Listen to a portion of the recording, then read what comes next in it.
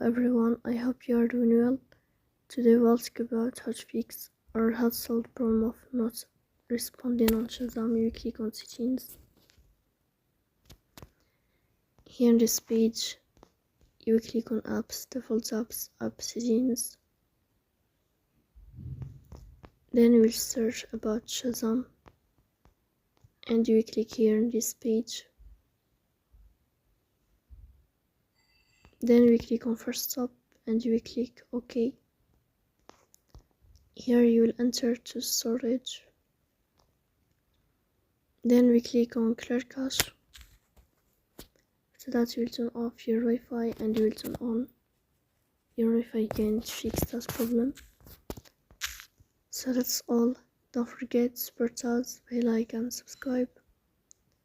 See you next time in another video and thank you for your watching.